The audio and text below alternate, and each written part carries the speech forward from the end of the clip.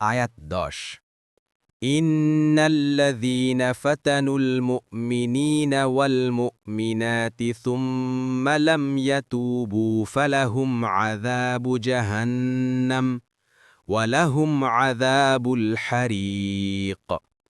অনুবাদ: নিশ্চয়ই যারা মুমিন নরনারীকে বিপদাপন্ন করেছে তারপর তাওবা করেনি, তাদের জন্য আছে জাহান্নামের শাস্তি আর তাদের জন্য আছে দহন যন্ত্রণা। তাফসীর। ১ নং ফুটনোট। ফাতানু শব্দের এক অর্থ হচ্ছে আহরাকু বা জ্বালিয়েছিল, অপর অর্থ পরীক্ষা করা, বিপদে ফেলা। ফাতহুল কাদির। ২ নং ফুটনোট। কাফেরদের জাহান্নামের আযাব ও দহন যন্ত্রণার খবর দেয়ার সাথে সাথে কোরআন বলছে যে এই আযাব তাদের উপর পতিত হবে যারা এই দুষ্কর্মের কারণে অনুতপ্ত হয়ে তাওবা করেনি। এতে তাদেরকে তাওবার দাওয়াত দেয়া হয়েছে। হাসান বসরি বলেন, বাস্তবে কি আল্লাহর অনুগ্রহ ও কৃপার কোনো তুলনা নেই।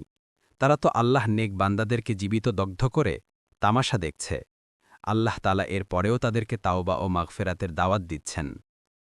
২ নম্বর ফুটনোট। এখানে অত্যাচারী কাফেরদের শাস্তি বর্ণিত হয়েছে যারা মুমিনদেরকে কেবল ঈমানের কারণে অগ্নিকুণ্ডে নিক্ষেপ করেছিল।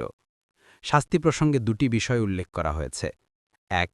তাদের জন্য আখেরাতে জাহান্নামের আযাব রয়েছে। ২. তাদের জন্য দহন যন্ত্রণা রয়েছে। এখানে দ্বিতীয়টি প্রথমটিরই বর্ণনা ও তাকিদ হতে পারে, অর্থাৎ জাহান্নামে গিয়ে তারা চিরকাল দহন যন্ত্রণা ভোগ করবে।